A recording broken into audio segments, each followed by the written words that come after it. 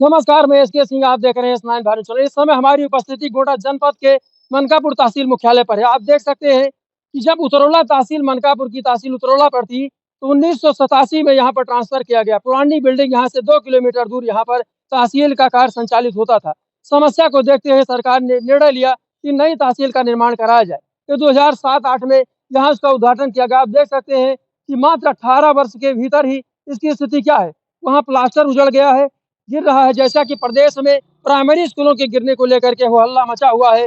TV debate से लेकर के अखबार की सुर्खियों में छाया रहता है कि बच्चे उसके नीचे दब करके उनका जीवन समाप्त हो जाता है। ऐसी स्थिति में तहसील मुख्यालय की स्थिति देख सकते हैं, जहाँ पर हजारों लोग बादकारी बन करके आते हैं।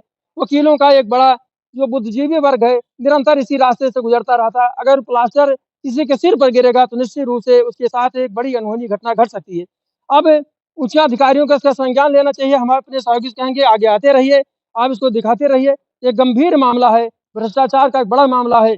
18 ही सालों में एक बड़ी बिल्डिंग उजड़ जाती है। यहाँ जगह-जगह पर प्लास्टर के टुकड़े निकल रहे हैं। यहाँ देखें आप, ये वहाँ प्राइमरी स्कूलों की स्थिति, यहाँ सरकारी बिल्डिंग की स्थिति। यहाँ सरकार के लोग यहाँ पर सोए हुए हैं। भ्रष्टाचार का आलम ये है, हर जगह भ्रष्टाचार है। तो कहते हैं तुम्हारी फाइलों में गाँव का मौसम गुलाबी है, मगर ये आंकड़े झूठे हैं और दावे किताबी है। इस तरह से अदमगोंडवी की ये लाइन पूरी सटीक बैठती है। भ्रष्टाचार का दीमक हर जगह बैठा हुआ है। वो कीड़ा बन करके खा रहा है। भ्रष्टाचार का दीमक पूरी तरह सरकारी सिस्टम को फेल कर रहा है। ऐसी स्थिति में यहाँ पर बैठे एसडीएम साहब से भी उनकी राय को जानने की कोशिश करेंगे कि अगर इस तरह से भ्रष्टाचार पनपेगा तो सरकारी जो काम है पूरी तरह से प्रभावित होंगे। लोगों का जनजीवन जो जीवन है संकट में फंसा रहेगा। आइए हम एसडीएम साहब से भी जानते हैं।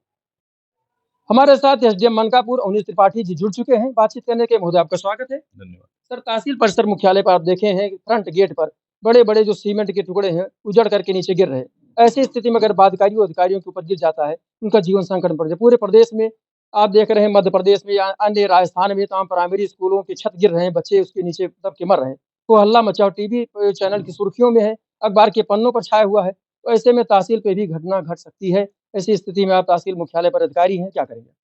देखिए, इसके मेंटेनेंस के लिए जहाँ-जहाँ ज़रूरत पड़ती है मेंटेनेंस कराई जाती है और मेंटेनेंस के लिए जो है एक एस्टीमेट बना के भेजा गया है, मतलब एस्टीमेट के लिए आरईडी को भेजा गया है। वहाँ से जैसे ही एस्टीमेट आता है, हम आगे इसको प्रेषित करेंगे ताकि उसके सापेक्ष हमको कुछ अमाउंट मिले, जिससे हम क जो विभिन्न समस्याएँ हैं, तहसील के परिसर में या तहसील की बिल्डिंग में, उसको हम दुरुस्त कराएँ। आपने अवलोकन तो किया ही होगा।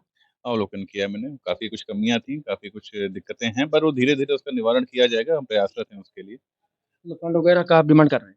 हाँ, इसके लिए एक पत्रावली शुरू कर जलभराव दी भी हो रहा है अंदर। उसके लिए भी इंतज़ाम किया जा रहा है कि किस प्रकार से इसको जो है निस्तारण कराया जाए। नाली वग़ैरह जो उसका कहीं निर्माण कराया जा सके, उसका एस्टीमेट कहीं से हम लिए लें। Thank you. जैसा कि अपने एसडीएम साहब ने हमारे चैनल के साथ बातचीत करते हुए आश्वासन दिया है कि हम सरकारी फंड की डिमांड कर रहे हैं और मिलते ही इसका सुधार कर लिया जाएगा। जल भराव की समस्या का भी समाधान करा जाएगा। ब्यूरो रिपोर्ट, एस9 भारत।